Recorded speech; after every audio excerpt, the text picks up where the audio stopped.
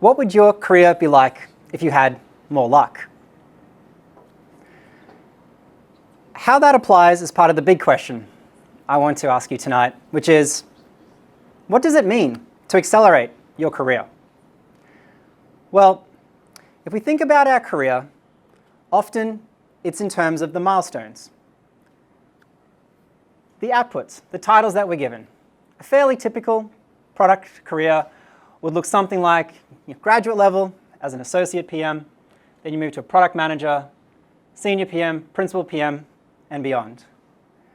But if we're thinking of then solely our career in terms of getting to that next title, we're focused on the output. You don't get given the principal PM title and then have to show you have the skills for it. That comes afterwards. And so it actually makes it really difficult then to think about how do we progress our career. And so by focusing on outputs, the challenge is they're hard to action. They're unclear in the day-to-day. And they give you a slow feedback loop. What do I mean by that? Well, let me pause for 2 moments on product. And let's apply this slightly differently. If we think about our output, our goal being, say, lose 10 kilos of weight. Something I've had to do personally before. But by focusing just on that goal, that output of lose 10 kilos, and we think about it then, those hard things about it, well, how do I action it? It doesn't actually tell me what I should be doing. Should I eat differently? Should I go to the gym? Should I go for a run? Should I do all 3 in the same day? And if I do go for that run, from a feedback loop, I'll be thirsty, I'll be hungry, so I'll have a big bottle of water, eat a lot of food, and I'll probably actually weigh more at the end of the run than I did when I went and started. And so it makes it really difficult then to know, am I on track to be able to achieve my output, my goal of losing 10 kilos of weight? So what I'm going to propose is that we focus on the inputs. Because if we focus on the inputs, we can get a lot more detailed. We can get a lot more intentional. So if we stay with the weight loss for just one more moment, we can think of the number of sessions that you might go to the gym in a week. Because it's clear, you can even say measure the number of minutes you might spend on a certain exercise, or the grams of fat that you consume per day. And by doing these things consistently, over time, you will achieve your goal, your output, losing weight. Where it gets particularly interesting, though, is because we're now clear, we can start to tweak those inputs. Instead of maybe going 3 times a week to the gym, you might go 4 times. And that will help you achieve your goal faster. And so this is why tonight I want to talk about our careers and thinking of how we can accelerate by focusing on the inputs. And so over my career, I've learned a lot of hard lessons. I've made a bunch of mistakes. And these are 4 of the key inputs I believe make a big difference as we think about ultimately how do we progress our career and look forward. And so I want to cover with you tonight career plan, your craft,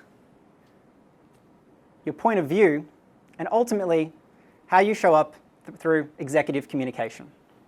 And so the first input that I really want to share a bit of detail on is a career plan. It's really important, and I want to take you back to the beginning. For me personally, going back quite a few years now to when I was studying at university, my bachelor's of IT, and I'll admit back then, I didn't have a very detailed career plan, but I did have an idea that I wanted to work in tech after I graduated. And as part of that career plan, I asked myself, well, what would be my dream? What would be my stretch goal? And I grew up playing Xbox, I grew up building my own PCs, and I thought, wow, Microsoft has had such a big impact on me. So what if I could help be part of one of those teams that builds something next? So I was just going to be happy to work in tech, but I wanted to give a North Star, that stretch goal, that dream, to work at Microsoft. And so by keeping this in mind as I was studying, one day while I was at QUT, it turned out there was a developer evangelist coming on site, and I saw, whoa, someone who works in tech, and hey, that even super aligns, because that's my stretch goal to work at Microsoft. And so I went to see what he had to say.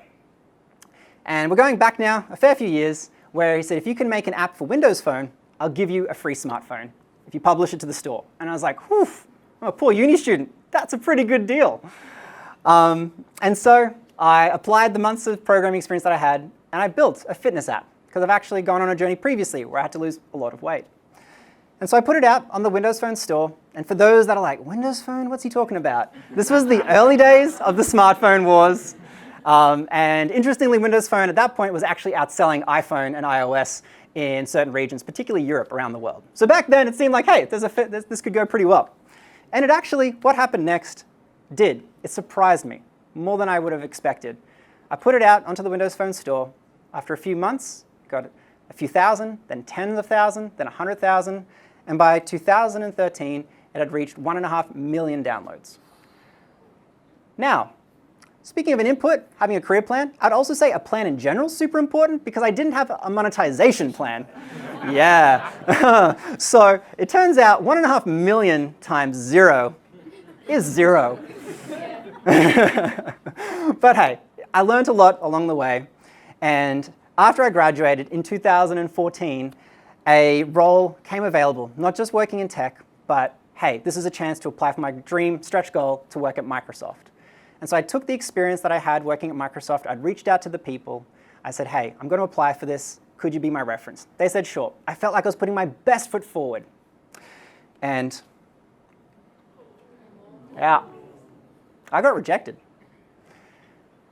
This was one of the worst mornings I've ever had. It felt like years was coming together. It felt like I'd done all of the right things, and I failed. You sit there and you're like, is this going to push it back years in my timeline that I might be able to pull this off, if ever? And so, after definitely a hard time, I picked myself up and I thought, well, how can I learn from this? And remember how I started the question, what would your career be like if you had more luck? And so this is where I believe a career plan allows you to amplify luck.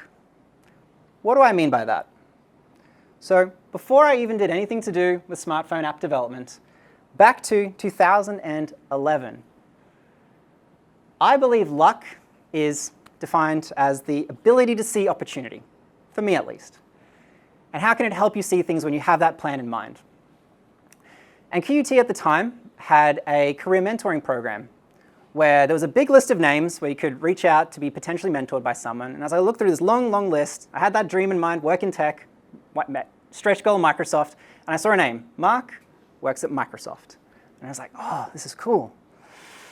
So stayed in contact with Mark over the years, and in 2014, when I got that letter, got the rejection, I said, hey, I'd love to learn from this. I know it's a do not reply inbox. Would you mind reaching out to HR and just asking, is there any insight as to why? So I can take it on board and hopefully do better in the future. And Mark said, sure, let me see what I can find. It turned out the person who had reviewed my resume had looked at the wrong graduation year and thought it wasn't 2013, and therefore I was actually eligible to apply for that role. And so I did get to go through and do interviews, and I'm happy to say that's how I got to start working at Microsoft, as well as also getting my job in tech. But that was a sales role. And so that wasn't then the immediate straight to product management. What it meant now was I needed a new career plan. Think about the new milestone. And what I'm sharing with you here is actually the real example of what I put together back in the early days of 2016 after I'd been working at Microsoft. And I thought to myself, all right, I've achieved the goal working in tech, but where's my heart really at? And I've always wanted to work in product management. And so this is where, in 2016, I literally, opened up PowerPoint. I did a, honestly, pretty ugly timeline, it's fair. But I put some of the goals along the top, and you'll see there. In 2018, that was 2 years into the future. I had no idea what would happen in 2 years' time. But I said to myself, I wanted to become a program manager, which is what Microsoft called product managers, in Redmond, so the big head office with 50,000 people, which is just near Seattle. And I gave myself a stretch goal. I grew up playing Xbox, and I thought, geez, what if I could even do that? And so I iterated on it. And as 2016 went on, I knew the only way to be able to make such a big transition from sales over into then product management, half a world away, was to build up relationships, build up connections, get to know other product managers. And so I would reach out, and most people wouldn't reply. I would have maybe, if I was fortunate where someone would reply, there'd be a good first meeting, no second meeting. And it kept happening all the way through into 2017. And I remember one of the, I'd try to reach out to people in the US, reach out to people in Europe. And I remember being here in this very office because with the Europe time zone, I was trying to work around their start of day, which was late into the night here. I remember being here 8 p.m. at night one time, and last minute, the person cancels. And I'm sitting here in an office as the lights are going out, the only person that's been here for ages. And you're like, why am I doing this? I just keep running into roadblocks. But remember how I said, I believe as part of this input, having a career plan allows you to amplify luck? Well, in November of 2017, I came into the office, said hello to a colleague, and he's like, oh, hey, this is Sarah. She's in Brisbane for just a few hours to meet some customers. She's a product manager from Seattle. And I was like, huh, that's interesting. And so they were just about to start their meeting. All I could say was hello. But I strategically worked very close to the coffee machine until much later in the day, Sarah had finished her meetings. And I said, hey, could I ask you a few questions about what you do? And she said, sure. Turned out she was a product manager with Microsoft Teams. And they were hiring. They were needing people who had both customer experience, which is fortunate with the sales role I'd done, as well as also a technical background. And so I applied. I went through some really tough interviews. But if we look there at that timeline, I hope to do it sometime in 2018.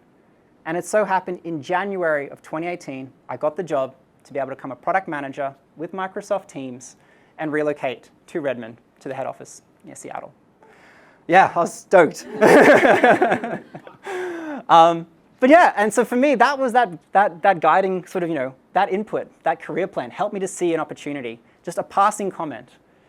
And this time I didn't hit the stretch goal.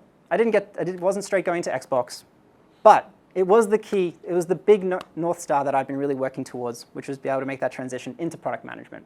And so for anyone right now who is looking to update or do their career plan, there's 3 things I'd suggest. Be specific. Have a timeline of your goals. And make sure you're genuinely excited. It really makes a difference. When you go through the no's, when you go through the rejections, when you maybe are sitting there wondering, why am I still doing this? Being genuinely excited about it will help you push through those hard times. And so by having a career plan, it helps then guide where do you want to go. It'll also help then think about what are the skills that you will need to get there. And so this is where I want to take you to input 2, your craft.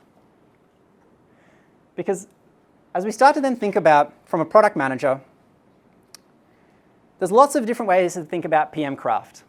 This is one example. This is actually how Atlassian, if you go to the careers website and you're interested in to sort of think about how they look at product management, I think it's quite a nice, elegant, simple way to think about it. It's ultimately how you need to flex, depending on the situation that you're in.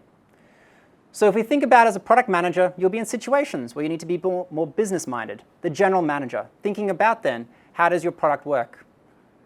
Not just from a revenue perspective, but then in other situations, you'll need to be the scientist, looking at data, thinking about how could this even be built from a dev perspective, to then in other situations, flexing to an artist, that product intuition, seeing something that's maybe never been done before, and how could you bring that to life?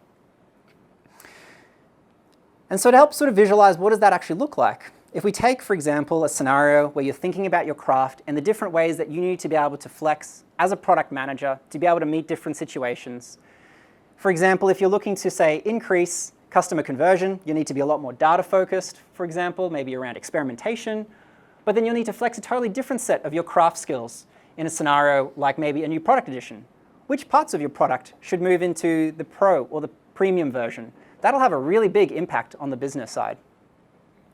And so when you think about then your craft, it's how can you flex then depending on the situation that's needed of you as a PM, because we blend so many disciplines together.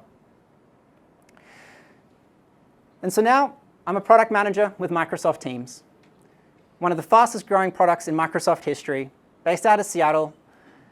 And as I was then looking to update that career plan, adding yet another version like you saw previously, for me, there was then a new goal. The output was people leadership. Something I'm really passionate about, how to manage effective, high-performing teams.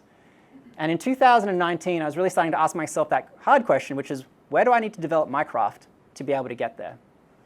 And it was a long list of things that I knew I would need to improve, that I would need to develop, that I would need to go through. And so by reflecting on that, I realized what I would need to do is actually do what I've called here a craft project. But ultimately, it's intentional learning to help develop the skills, the areas that you feel you need to build in to be able to achieve that end goal. Because when you focus on the input, how are you developing your skills? It will help you get there. And so what I did with this was I actually gave myself a challenge to build a product in my personal time, early hours of the morning, on the weekends, and actually set aside tens of thousands of dollars of my own personal savings to make it come real. Because what I wanted to do was people leadership, building an effective team together. It would mean I'd need to work with others. And let me give you just one example of how I applied it. On that note of hiring a team, I'd never done it before. Scary. And so I had a set of money personally set aside for the purpose of learning on how to try and do this.